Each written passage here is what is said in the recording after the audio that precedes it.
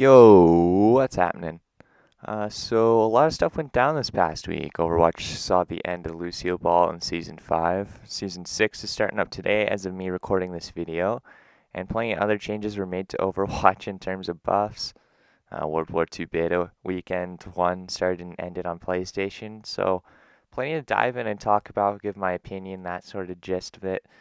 Um, but I'm going to start with World War II. I'm really passionate about this game. Like, just can't wait for Call of Duty to get back to boots on the ground and just be what it used to be. It was honestly amazing back in the day. It's always been amazing to me. It's something I grew up on, and I have plenty of memories playing Call of Duty. Like, I started out on Call of Duty Modern Warfare 2. I went over to friends' houses and played 1v1s on Rust and using all different guns, mostly like snipers and shotguns, and it was a lot of fun. I personally love Call of Duty. The memories I have playing this game it'll never be defeated. Like, then I got Black Ops for the PS3. That was honestly um that was fun. Then I then I got an Xbox 360 and got Modern Warfare 3 at Christmas, and then I became hardcore playing as much console Call of Duty as I humanly could and enjoying it as much as I could. But yeah, World War II. Um, I didn't get a chance to play this past weekend because I did not pre-order for my PS4. I pre-ordered on Xbox, so I get to play this weekend. So it's got me beyond excited to play this weekend. I'm not playing any Overwatch. I'm getting my placements done today, and then that's a no on the Overwatch front for the weekend. I'm just going to play a ton of World War II. That's all I'm going to play. It's going to be ridiculous. And parents are out of town. I'm not doing anything. So it's totally just World War II, World War II, World War II. Um, so, my thoughts on the game, it looks fantastic. Guns look fun and engaging. War looks better every time I see it. Just everything looks balanced. Like everything from the snipers, the shotguns, ARs, submachine guns, like everything just looks fun to use and viable compared to like other Call of Duty games where you only use like a couple. Like all guns are viable in their own right, but it's another thing to like go out and beast with them. Like, because everyone likes to use the easy gun, and it looks like they're not all guns are easy and not all guns are hard, and that's fantastic. Um, but Divisions is very interesting, and I want to talk about that a little bit. Sledgehammer's taken a leap of faith with this system, just like Treyarch did with Pick 10, to be perfectly honest. Um, I am a positive supporter of Divisions. But I do hope no other developer takes it and puts it in their game. I want new creative class from all developers. It changes up the meta between games. It gives each game more of an identity compared to the last. Because let's be real. Um, when every game, the past three games did pick 10. Ghost did something different, but Black Ops 2 started out with pick 10. But when all the games that we had been playing and are playing, because let's be honest, they're the more popular games, we are using pick 10. While that is good and also bad at the same time, I just want something different, something fresh. Because if I'm just going to keep using pick 10 between game and game and game, it doesn't change. It doesn't matter if the movement's different or whatever. Like, it doesn't change. It doesn't give me something else to do. So Divisions is looking to change that out for us. Because with Divisions, from what I've seen anyway, I haven't got a chance to test it out myself, but I will. And once I do test it out, I will give my thoughts and opinions next week in the video about World War II. I'll hopefully have some World War II gameplay. But with divisions, you end up starting out at division level 1 and you rank it up to division level 5. Division level 5, you get a weapon and like between 1 and 4, you get a different ability. So it could be like you get Dead Silence, you get Flakjack, you get Tack Mask, depending on your division. And I think that's fantastic. It adds a new meta to the game. It changes things up a bit compared to what we were doing, where we had been used to just getting perks and perks. And basic training basically fills in the slot, so that way you're not like fully stealth or fully committed to rushing. The basic training is essentially a perk, and it transfers to that. It does allow some more flexibility, which is something that Call of Duty has always been known for, is that flexibility, and that's just fantastic. Um, so yeah, but I want a new system between games. So Call of Duty 2018, even if we were to go back to the old Modern Warfare 2 or 3 system of create a class, or even Black Ops 1, which is similar to Modern Warfare, but slightly different because we all know we get the equipment and grenades. But the point is that even if we were to go take a step back at what we've done, that we do something completely different from what we've had. So that's what's great. I love it. I'm very I'm just very much, let's change things. Let's do this. Let's do that. Let's get excited. And Sledgehammer is bringing that to the table. So I'm hoping to grind this game in November. Like, just put a disgusting amount of time into this game. Because every COD, with the exception of Infinite Warfare and Modern Warfare Remastered, I either hit max prestige or came really darn close to it through my time played.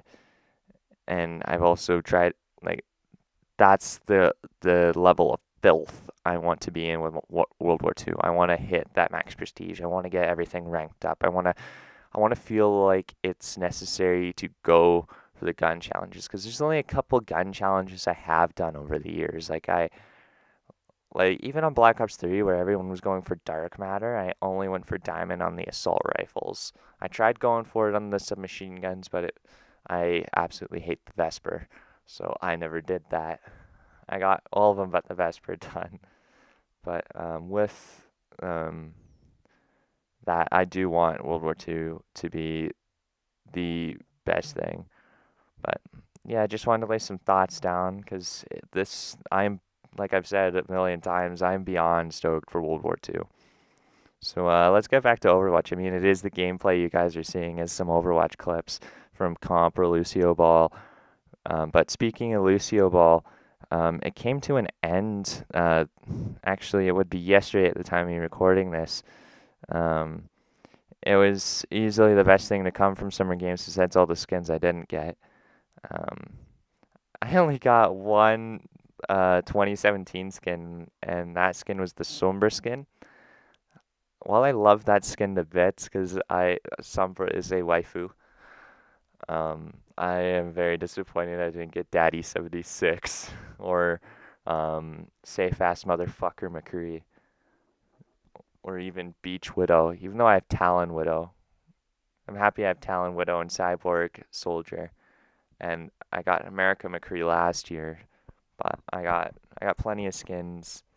I got all the legendaries I didn't get from 2016, so that's a good thing. I'm not mad about that.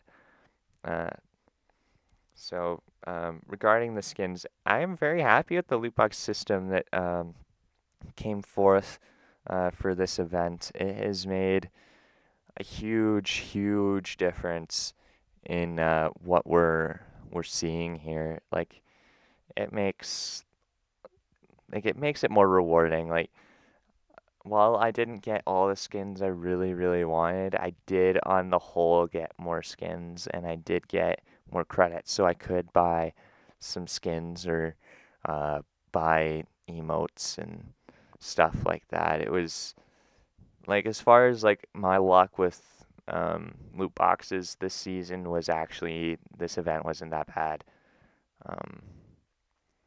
So I dumped a lot of time into Lucio Ball. It was ridiculous. I ended up finishing diamonds. I wish I played more, but as soon as I hit diamond, I was like, no, I don't need to play this anymore.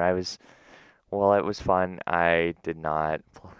It was just, it got so frustrating after a while. It got super competitive. I did not expect that to happen from a mode that was just going to be here for the season. But with regards to the skins, my final point is I hope my luck turns around for Halloween event, which we're looking forward to here in October. That'll be fun to get all the old skins from last year, like Halloween, Reaper, or Ana. But most importantly, hoping that uh, we get some really cool new skins. I hope Zenyatta, who I love to play, gets a brand new skin because his skin from last year wasn't that good. And on the whole, he doesn't have a lot of really amazing pop out skins quite to the same extent as Tracer or even Soldier now or Reinhardt. Like, you know what I mean? So yeah, hope that changes. Season 5 came to a close. Um, it was the worst season. I think as Overwatch players, all of us can agree that it was absolutely brutal, more throwing than I'd ever seen. Not just on like when I had players on my team, but players on the other team throwing. It was such an up and down season. Like it was not consistent by any means. So I'm hoping season 6 changes that, and it should, because a lot of issues that had been plaguing competitive play for a very long time um, are looking to be fixed. So we're uh, and I'm excited. So my 2 cents on it is, well, first, the ranks will feel much better and more earned because now you can actually drop out of all ranks with the exception of bronze because you can't go lower than bronze. But you can drop out of silver, you can drop out of gold and diamond and platinum and masters and grandmaster. Like they're all droppable, which is good because people would get carried into their respective rank and then wear it like it's this badge of honor. And because they had this badge of honor that they couldn't lose no matter how far they dropped, they would use it as a form of saying that they're better than everyone and just being beyond toxic. I ran into quite a bit of diamond and platinum players that were this way during the season 5 that dropped into my elo hell I could not climb out of, but they came by into into this rank and they were talking mad shit. So with you getting to a high rank and you still get comp points for your highest rank, which is perfectly legitimate. You did earn that one way or another, have it be you had a friend carry you or you actually did earn it. You get that reward, which is good. But boasting that rank when you don't deserve it, when you're clearly losing, is fantastic because there are like from what I see, like when you look, you could just take this a look on any Overwatch top 500 list. Really, like you can look at the leaderboards. There are a lot of one tricks, especially on console. Console is brutal for this. There's rarely, if any, flex players that make it into the higher elos of play. And with season 6, that is actually going to be changing. They are fixing this because there are with one tricks, it doesn't really support winning and team play all that often because um, it's really you're putting your team at a disadvantage. It's not like the flex players which I myself am a flex player because I have multiple heroes I can play and play really well. Um, it gives the idea that while we all want to play our mains, that I'm not just going to spam Sombra consistently all time, 24/7, spam Sombra, even though we're losing and Sombra's not doing anything because she has all her counters on the field and they're kicking my ass and I just don't want to switch. and me being rewarded for that by staying in Masters, that behavior now is going to get it's supposed to be punished. We'll have to wait and see how that goes. There's going to be bans for people that were abusing the these. I can't think. I lost my train of thought. Scratch that. I'm probably not going to edit this out because I do this in one whole take. It's easy for the for me as a whole to do that. But with placements being on the whole of ranks being fixed, placements are being fixed, and that has me excited. I want to see where my placements take me because when I was naive starting out in season 4, might have been season 3, season 4 or 3, I started out playing comp. I play my placements. I get placed into gold. I'm like, okay, yeah, I'm pretty good. And then I climb, I climb, I climb. I get close to the platinum and I just fall and I fall and I fall. And it was really, really brutal. And with this new system for placements, they're actually going to mean something. They're going to be more reflective of your skill. It's not going to be, oh, I placed in golds because I'm actually a platinum player. It's I placed in gold because I am actually a legitimate gold player. Like, so if you are trying to climb, there's not going to be as much elo hell because what Blizzard purposely did was place you lower than where you were actually supposed to be, so that way you can gain the achievement of climbing into the next elo. So while I don't mind the idea behind it, it did not turn out very well. I prefer being placed where I'm supposed to, and then having fun climbing where I'm challenging myself. I want to have challenging games. I don't want all my games to be very wildly inconsistent between it being beyond competitive and an absolute curb stomp for me. Like, so with season 6, that should change. This has got me all sorts of excited playing this season. I hope that everything goes well. World War II looks good. I think that's all the sort of news that I can kind of present to you guys at this given time about gaming and what I'm interested in.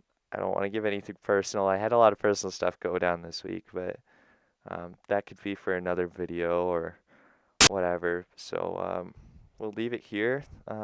Thanks, guys, for checking out my channel, hearing what I have to say, even if it is just me rambling for the sake of rambling, hearing my own voice.